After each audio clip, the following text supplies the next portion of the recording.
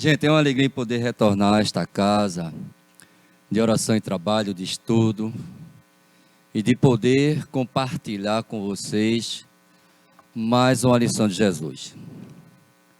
Depois de um dia de muita labuta, de muita correria, de muita luta, de muito trânsito, de muita discussão com o patrão, com os filhos, com o esposo, com a esposa, com o vizinho, com o trânsito, enfim, chegamos. Esse é o momento que a gente vai tentar, 50 minutinhos, esquecer o mundo lá fora e tentarmos mergulharmos no amor de Deus. É o único momento que a gente tem para a reflexão da nossa vida. É o único momento precioso que nós estamos tendo para podermos nos prepararmos para o retorno bem mais tranquilo, harmonioso e em paz com as nossas próprias consciências. Portanto, não vamos perder essa oportunidade. Não vamos deixar que as adversidades da vida impeçam da gente ser feliz. Porque nada vai impedir a nossa felicidade. Nada, porque tudo é transitório. Tudo passa. O que não passará é o amor de Jesus para com todos nós. Passará revestido no corpo físico aquele espírito como esposo, como esposa, como filhos, como parentes, como amigos e, é claro, eternamente irmãos. Porque somos espíritos imortais e por essa imortalidade nós somos todos filhos de Deus. E é esse momento que a gente deve agradecer a Deus. Ter essas reflexões. E perceber que ninguém é dono de ninguém. E perceber que a nossa felicidade não está atribuído ou direcionado aos bens e às questões materiais. Nada nessa vida. Por quê? Porque tudo é transitório. Tudo passará. Tudo nessa vida. Menos o nosso crescimento gradativo até ao Pai. Porque assim asseverou Jesus. Eu sou o caminho, a verdade e a vida. E ninguém chegará a Deus se não for pelo trabalho. O trabalho acima de tudo, não do âmbito material só, mas de fórum íntimo. É esse trabalho constante e contínuo que nós teremos que ter daqui por milênios, por séculos. Não pelas lutas materiais, mas pelo nosso próprio ser imortal.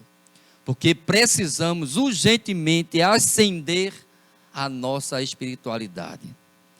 Precisamos, acima de tudo, conhecer Deus de mais perto. Conhecer Jesus. E nos fazer, acima de tudo, verdadeiramente discípulos dele. Porque ele espera que nós assim o façamos. E é preciso essa introspecção para que nós possamos perceber de que nós não estamos aqui na terra só para brincar de coisas materiais. O nosso objetivo e o nosso significado aqui na terra é outro. E quando nós estamos nessa luta contínua e constante com as questões materiais, Deus e os espíritos do bem faz todos os esforços para que nós possamos entendermos o significado da nossa encarnação aqui. De onde eu vim, por que eu estou aqui e para onde eu irei. para onde eu irei? Porque na medida que eu começo uma atividade no bem, será que após ao retorno do mundo espiritual, eu irei interromper esse trabalho? Severino, presente. Será que eu vou parar? No mundo espiritual, gente, lhes prometo uma coisa. Isso aí eu posso garantir, com a autoridade de Deus e de Jesus, não tem aposentadoria. É trabalho eterno. Portanto, vamos nos condicionarmos o nosso pensamento espiritual. Porque no mundo dos espíritos não tem um carimbo da carteira ao afirmar que nós estamos aposentados. O trabalho é contínuo. A obra há por se fazer. E o mestre nos espera. E aí nós devemos começar a criar o hábito de fazer o bem. Indistintamente. Primeiro bem que nós devemos fazer é conosco.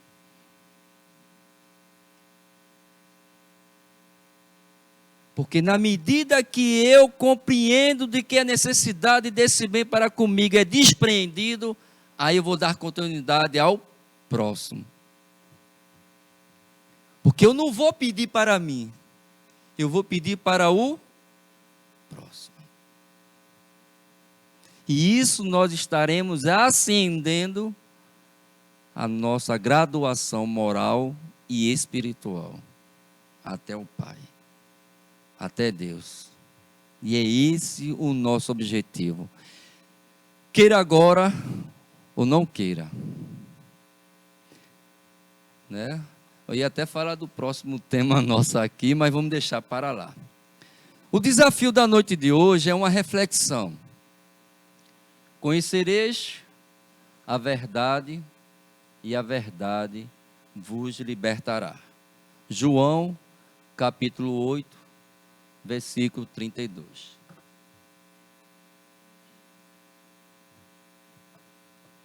Disse, pois, Jesus aos judeus que havia crido nele: se vós permanecerdes na minha palavra, verdadeiramente, olha o que Jesus traz, uma reflexão aí. Porque quanto de nós lemos as palavras de Jesus, mas não tomamos como verdadeiras? Porque se assim o fizéssemos, nós não estaríamos sofrendo. A nossa mudança de comportamento seria outro. A nossa atitude perante a lei divina seria outra. E ele vai continuar dizendo: sereis meus discípulos e conhecereis a verdade, e a verdade vos libertará. Ou seja, para que a gente possa verdadeiramente conhecer essa verdade, é preciso entender os ensinamentos de Jesus. É preciso entender em espírito e verdade a sua palavra. E interpretar de uma forma, sem ser sistemática, ao pé da letra. Porque se a gente for pegar o pé da letra, e lá, algumas frases ditas pelos discípulos, ele vai dizer: se teu olho servir de escândalo, o que é que a gente deve fazer com ele? Todos nós seríamos...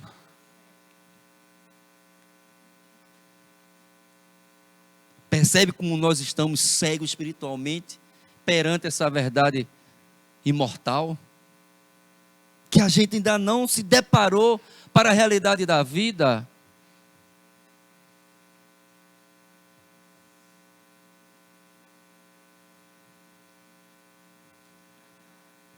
A verdade absoluta é patrimônio unicamente de espíritos da categoria mais elevada, e a humanidade terrena não poderia pretender possuí-la. quantas das vezes a gente assevera que está com a verdade. Se brincar, a gente tira a vida de alguém por essa verdade. Por achar que ainda é Deus. Que ainda é Deus. E ele já denota, e já demonstra para a gente aí, isso aí é uma reflexão de Kardec, no capítulo 15 do item 9, de que a verdade ela está condicionada ao nosso amadurecimento moral e espiritual. E ele continua, porque não lhe é dado saber tudo. Imagine se Jesus tivesse falado na imortalidade da alma naquela época. Jesus pincelou, e eis que um dos doutores dos judeus da época não entendeu. E na madrugada, sem entender, ele disse: Senhor, me explica essa questão de imortalidade da alma, da sobrevivência dos espíritos, da reencarnação. É claro que ele não falou dessa forma, mas Jesus disse: é preciso, Nicodemos, que eu nasça de novo. E ao interpretar na questão material, ele vai dizer: Senhor, como pode eu, homem velho, retornar para o ventre de minha mãe? Ora, Nicodemos, se tu não entende o que eu falo nas questões de ordem material, como poderás entender no âmbito espiritual? Percebe que a gente está caminhando para reconhecer e conhecer essas verdades. Porque na medida que eu vou reencarnando, e na medida que eu vou me aprimorando, e na medida que eu vou percebendo que o meu mundo não é o mundo material, é o mundo espiritual, eu vou compreender essas verdades. São poucos espíritos, a gente conta no dedo, que conheceram essas verdades. Quer ver um deles? Ou uma delas? Irmã Dulce. Chico Xavier. Teresa de Calcutá. E tantos outros por aí, anônimos, que a gente desconhece. Porque essa lei, esse conhecimento, ela está na nossa própria consciência, porque é uma lei universal, é uma lei de Deus. Ela não está condicionada às leis humanas que são sistemáticas, que são leis materialistas, que são leis que mudam constantemente pela inferioridade dos homens. Como interpretar as leis humanas, se elas são falhas que são feitas com homens falhos? E que de sempre e sempre elas terão que se corrigir e a se aprimorar até atingirmos a igualdade das leis universais. Para isso estamos no caminho. No caminho. Portanto, é patrimônio dos espíritos elevado. E os conhecimentos que a gente adquire e pressuposto de que a gente conhece é relativo. É relativo. Um engenheiro, ele não sabe a medida da construção de um piso. Ele conhece outras coisas, mas esse daí dá outro indivíduo que vai fazer. Ninguém conhece absolutamente tudo. Ninguém conhece. É tudo relativo. Por mais que o indivíduo ele estude medicina e passe pelas cadeias, porque ele precisa e necessita conhecer as várias facetas, várias áreas da ciência, mas ele vai se especializar-se em uma. Nas outras, ele vai ficar capenga. Ele não vai conhecer tudo, juridicamente falando, também. E aí a gente está vendo o quanto o homem ainda é inferior ao conhecimento das leis divinas. Ele entre si se debelam, se brigam, e são homens que têm conhecimento. Conhecimento, disse eu a um grupo, instrui. Moralidade transforma a sociedade. Sem essa moralidade, jamais teremos uma sociedade moralizada e civilizada. Porque eu posso ter o que for de instrução, mas se eu não tiver moral, o que adianta? O que adianta? A instrução, ele é super interessante e é importante, mas desde que ele venha atribuído, como diz Kardec, porque Kardec, na compreensão dele da educação, ele percebe que a educação ela começa na base, e essa base onde é que fica? No lar. E eu preciso dar aos que chegam no meu lar o que é verdadeiramente ético e moral. Porque é dali que é instalado a lei divina e é despertado. É dali que eu começo a talhar, a eliminar, a poldar os instintos do ego que leva ao sistema egocêntrico, onde muitos não têm e poucos têm. Somos nós, seres humanos. Somos nós.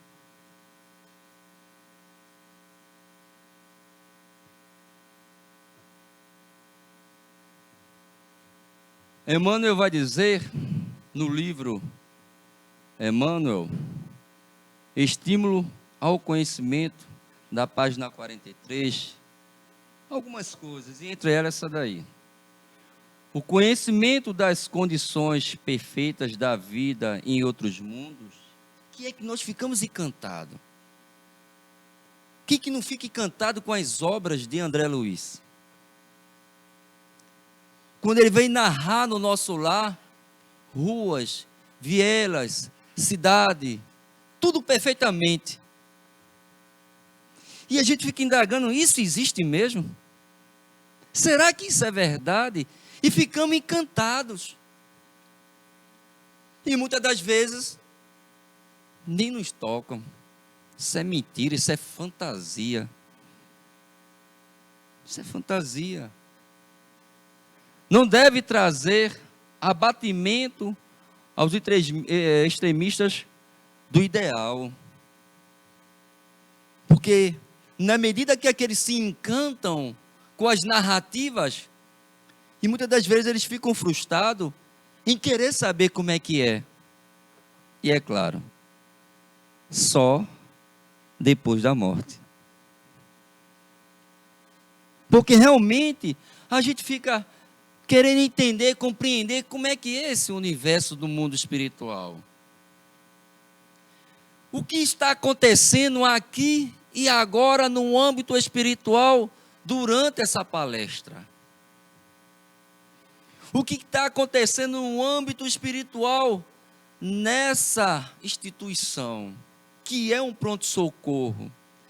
Quantas almas estão sendo socorridas, trazidas, amparadas, auxiliadas e ajudadas?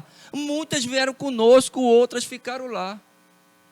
E muitas estão sendo socorridas.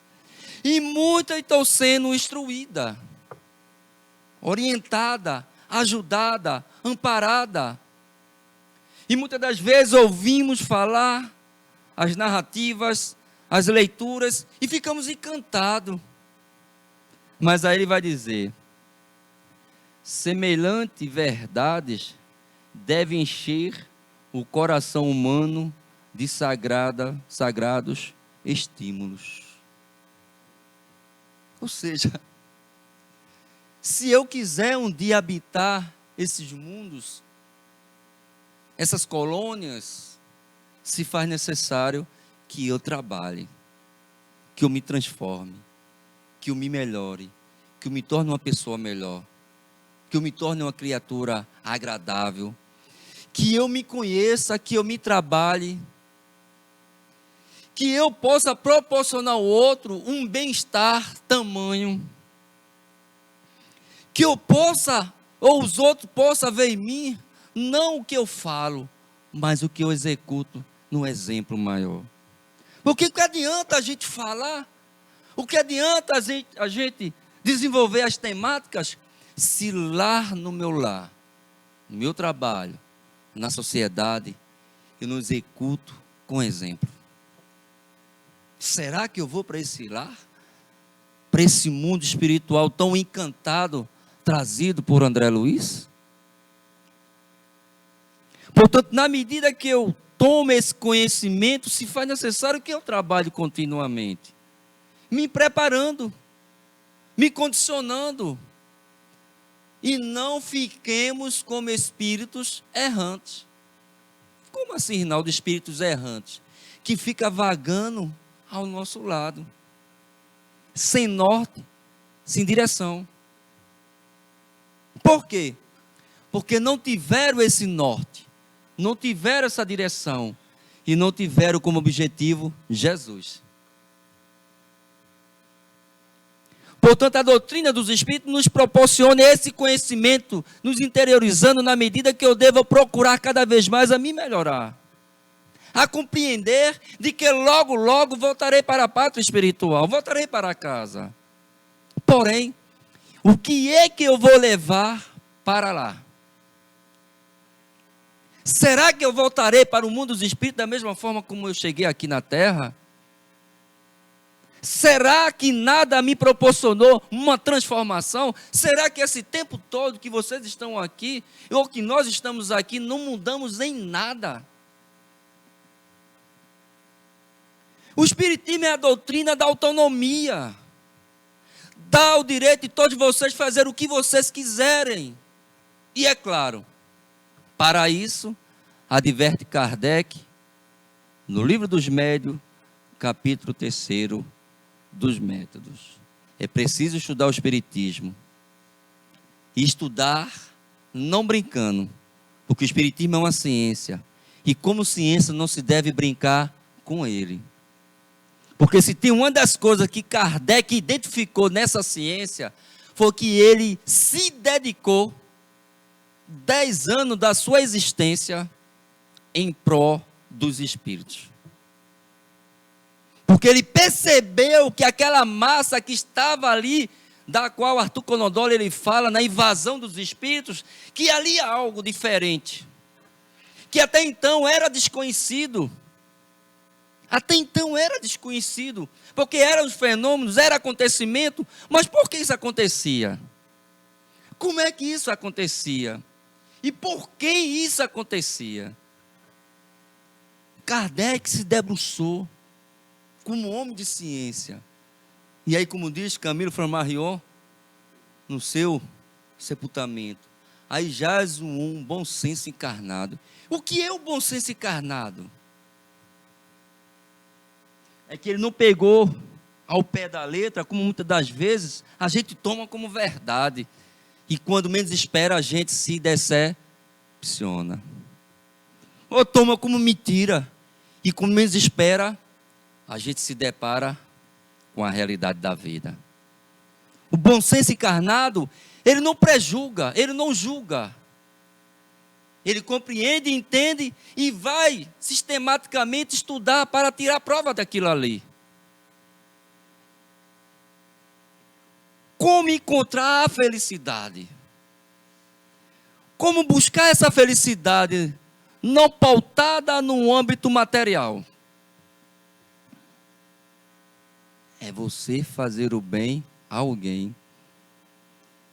Quando alguém chega ao teu lado, e quando esse alguém não tem um pão para comer, uma roupa para vestir, ou chora porque alguém partiu, e você está disponível para atendê-lo, logo em seguida, esse alguém vem ao teu encontro e te diz: quanto você foi importante naquele dia. No momento quando alguém estava quase no fim, no instante de tirar sua própria vida, você foi obediente à lei divina e ouviu. Escutou pacientemente essa pessoa. Quem sabe um pai, uma mãe, um irmão, um sobrinho, um tio, um esposo ou uma esposa. E naquele dia parece que a espiritualidade te banhou de paciência. E você ouviu todas as lamúrias daquela pessoa. E naquele momento aquela pessoa, depois de extrair de dentro de si o que estava vivenciando, experienciando, dias depois ela vai te dizer: se você não me ouvisse naquele dia, já estava tudo programado para que eu pudesse tirar minha própria existência. Não tem gozo maior, felicidade maior, não por vaidade, mas por dever cumprido de você poder ter feito algo em favor de alguém. E é isso que o Espiritismo nos prepara, nos ensina, nos orienta.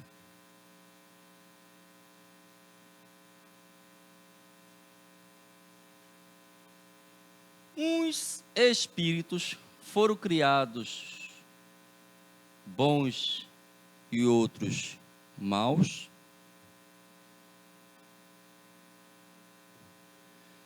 Deus criou todos os espíritos simples. Que meio melhor do que Deus encontrou em revestir o espírito nesse corpo físico que nós nos encontramos? Que para um jovem que entra na medicina é uma complexidade danada, dessecar todo o corpo humano para entender a sua funcionalidade. E aí a gente vai ler Augusto Cury, no livro A Saga de Marco Polo, O Futuro da Humanidade, e ele traz demonstrando a frustração daquele jovem ao ver deitado e o seu professor abrindo, mostrando todo o corpo daquele indivíduo. E ele vai pensar: será que esse mestre não tem o respeito para com aquele que habitar esse corpo?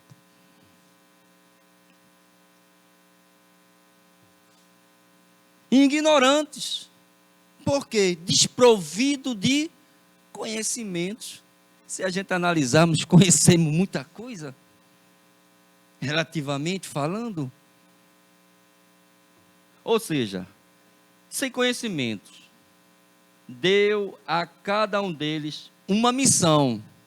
Cada um de nós temos uma missão, com o fim de os esclarecer e progressivamente conduzir à perfeição. Olha lá, esclarecer e progredir. Para quê? A perfeição relativa, porque absoluta só Deus. Só Deus. Pelo conhecimento da verdade e para os aproximar dele. Olha lá mais uma vez. Conhecimento da verdade. Mas quando Jesus fala da verdade, ela não está falando da verdade materialmente falando, não, porque Jesus nunca veio para falar das questões materiais. Jesus sempre veio falar das verdades espirituais, coisa que a gente não está habituado. Por mais que o Espiritismo tenha 161 anos. Por quê? Porque ainda nós não estamos habituados a estudar essa ciência. Nós ainda não entendemos ainda o porquê estou aqui. A gente ainda não entendeu. A felicidade eterna é sem perturbações. Eles a encontrarão nessa perfeição, quando chegarmos lá. Haja caminho a trilhar. Os espíritos adquirem o conhecimento passando pelas provas que Deus lhes impõe. A alguns e a outros a escolha dessas provas. E muitas das vezes nós reclamamos e por que eu estou sofrendo? Eu não mereço sofrer. Por que eu estou passando por isso, por aquilo outro e assim vai. bendita é a lei do esquecimento, que nos faz esquecermos do que fomos, o que fizemos com aquele parente tão difícil, com aquele filho tão problemático, a falta de entendimento contínuo dos casais, dos relacionamentos atravessados na sociedade lá fora. Porque se a gente soubesse quem eram esses difíceis no nosso caminho, talvez a gente não suportaria conviver com eles. E essas provas nos capacitam para podermos nos tornarmos pessoas melhores. O sofrimento, ele trabalha para blindarmos as nossas emoções, que é o que nós estamos precisando. Porque de tudo nós adoecemos. Por tudo nós adoecemos. E precisamos nos blindar verdadeiramente, usando a razão, o entendimento, a compreensão da vida. Uns aceitam essas provas com submissão, não submissão. Porque na medida que eu entendo e compreendo porque eu estou com um câncer, eu vou entender que é para a sublimação do meu espírito. Como é difícil entender isso, não é? A gente reclama, como eu condenado, com câncer, com isso, com aquilo outro. A gente não aceita. Mas quem estuda a doutrina dos espíritos, compreende que a doença, ela é material. E ao desencarnar, ela não vai conosco. Ela fica na materialidade, da qual dará vida a outros corpos materiais. O espírito, ele continua buscando os conhecimentos dessa verdade. E chega mais prontamente ao seu destino. Outros não conseguem sofrê-las sem lamentação. E assim permanece por sua culpa, distanciados da perfeição e da felicidade prometida. Portanto, na medida que eu tomo o conhecimento dessas leis universais, eu estou me preparando. Eu compreendo e entendo tudo o que está acontecendo comigo. Porque o Espiritismo, ele amplia a nossa condição de entendimento acerca de tudo que está acontecendo. Até porque o sofrimento, ele não é uma punição, não é um castigo. Ela é um ensinamento pedagógico, que nos ensina a nos capacitarmos e ter a coraça cada vez mais de espíritos vigorosos, fortes, com vontade cada vez mais de se superar. Porque nós não podemos abaixar a nossa mente, a nossa cabeça, os nossos pensamentos para um âmbito negativos. Sem esperança, sem fé, não.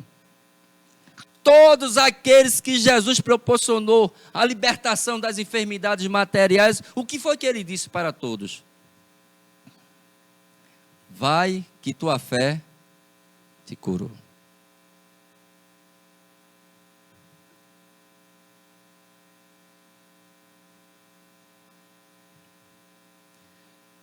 Segundo isto, os espíritos, na sua origem, se assemelhariam a crianças ignorantes e sem experiência, mas adquirindo pouco a pouco os conhecimentos que lhes faltam, ao percorrer as diferentes fases da vida.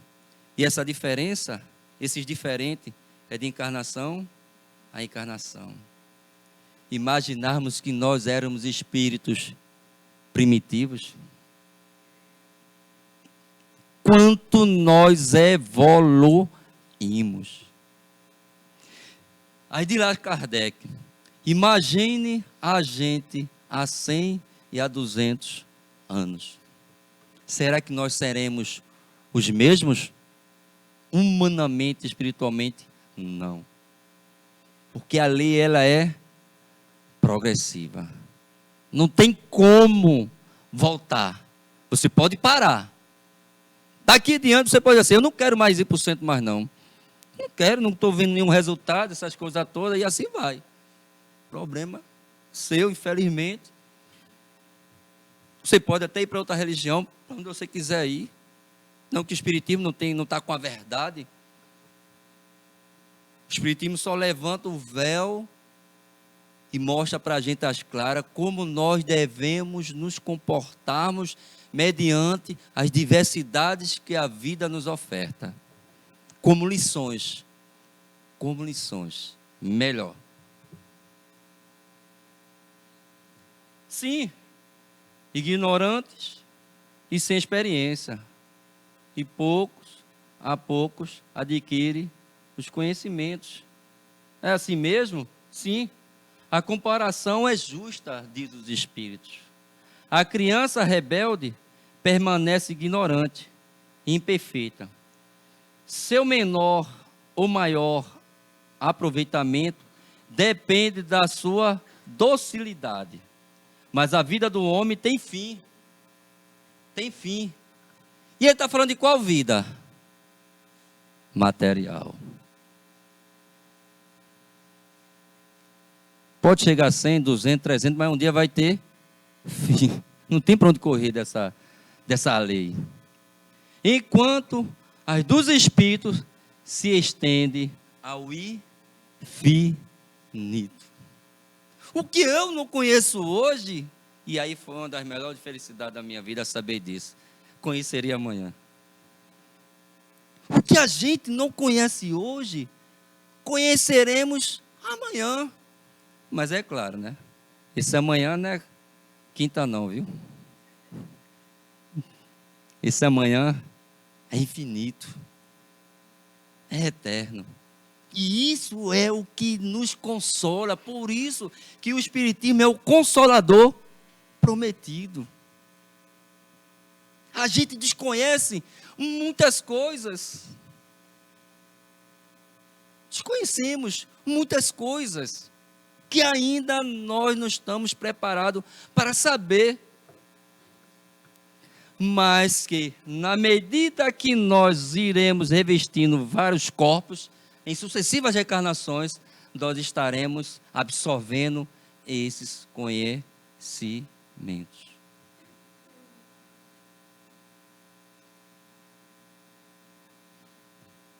O mundo sempre distingue ruidosamente os expositores de fantasias.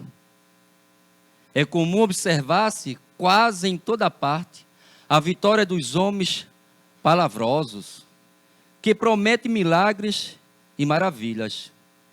Esses merecem das criaturas grande crédito, diz Emmanuel. Basta encobrirem a enfermidade, a fraqueza, a ignorância ou defeito dos homens, para receberem acatamento. Não acontece o mesmo aos cultivadores da verdade.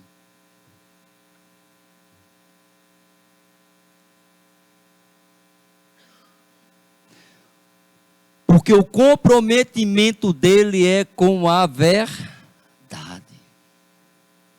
Quando Kardec indagou aquele espírito familiar que viria quarto tempo de hora para lhe aconselhar, ele diz: chamo-me de quê? A verdade. Porque a preocupação do espiritismo é absolutamente só com a verdade, e unicamente. De demonstrar. E aí a gente vê as grandes revelações, grandes acontecimentos pela ciência, de coisa que André Luiz já vem falando para a gente desde 1937. O Espiritismo vem falando para a gente desde 1857. E ele vai dizer mais. Não acontece o mesmo com os cultivadores da verdade.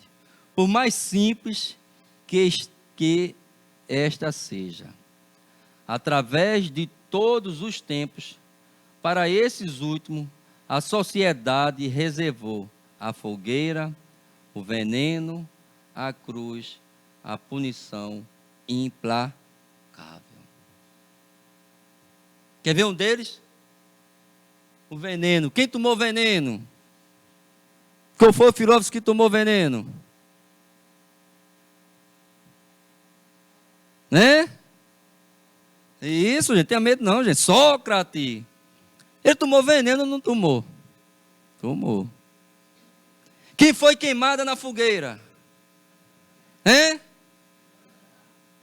E quem foi apregoado pela democracia dos romanos?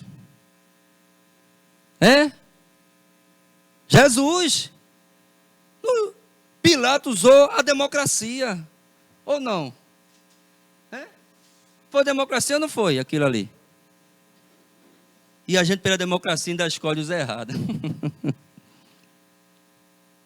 Está vendo aí? Poucas palavras, poucas verdades que são crucificadas. Joana d'Arc, por ela ter recebido as instruções dos Espíritos, conduziu toda a tropa para libertar a França dos ingleses. E ela foi considerada o quê? Feiticeira. Né? Ela era Judas, não era? Foi Judas, não foi? Tá vendo? Ela foi Judas. Ela veio preparar a França para receber quem? Jesus. Através do Espírito da Verdade. O Consolador prometido. Veja que missão. Veja que missão. Portanto, a gente exalta os grandes oradores, os popudos, nos encantamos, e principalmente com os currículos, né? Os currículos vai 1 hora praticamente, e depois mais 50, mais 30 minutos de palestra. Pronto, terminou. Kardec diz, quanto mais um homem conhece o Espiritismo, mais ele se torna humilde. E aí a gente percebe essa humildade passando lá longe, com todo respeito a eles. E felizmente aos que assim estimulam a tudo isso. Qual é o título que vai ser considerado lá em cima? Qual os títulos que vai ser considerado lá em cima? Se a gente já aprende isso na doutrina dos Espíritos. Ou a gente está aprendendo tudo ao contrário. Percebe que a gente está com... Os Espiritismos tirou a venda dos nossos olhos e a gente ainda continua cegos. Vamos lá, Rinaldo, que o tempo é amigo da gente. E a verdade vos libertará. A palavra do Mestre é clara e segura. Não seremos libertados pelos aspectos da verdade, ou pelas verdades provisórias, de que sejamos detentores no círculo das afirmações apaixonadas a que nos inclinemos. Falamos isso aqui no início, né? Nós defendemos apaixonadamente a verdade. E isso está certo, você está errado. E a gente briga, discute. E isso aconteceu em setembro a outubro do ano passado, não foi? Cada um com suas verdades, apaixonadas, sistemáticas, materialistas. Muitos em política, filosofia, ciência e religião se afeiçoam a certos ângulos da verdade e transforma a própria vida numa trincheira de luta desesperadora, a pretexto de defendê-la quando não passam de prisioneiros do ponto de vista. Entre a verdade há o quê? Um ponto de vista. Verdade absoluta só está com quem? Portanto, cuidado na nossa defesa da verdade. É preciso muita reflexão, sabendo que ainda nós não somos espíritos puros e imperfeitos.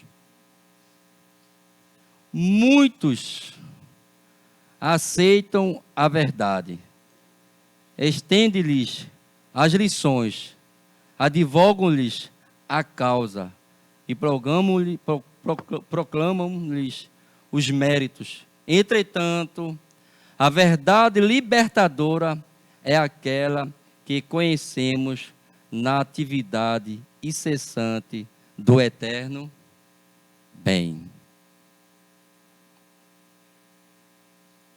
Quando Jesus diz, conhecereis a verdade vos libertará, ele está falando no âmbito espiritual. E é isso que nós devemos buscar para entendermos como espírito imortal. É isso. É compreender de que tudo que Jesus falou, olha lá, Jesus entrou num templo e aí expulsou os vendilhões que estavam vendendo isso, aquilo, outro. É ou não é? Isso é uma parábola. Sabe onde é que está esse templo que Jesus fala? O que o Espírito habita. E é preciso a gente expulsar de nós toda a iniquidade que ainda enraiza dentro de nós. O orgulho, a vaidade, a prepotência e tantas outras coisas.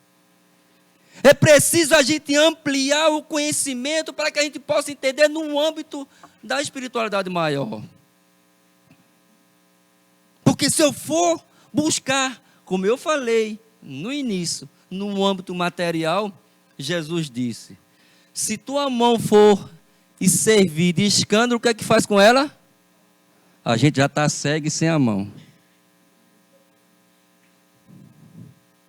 É? Vamos lá.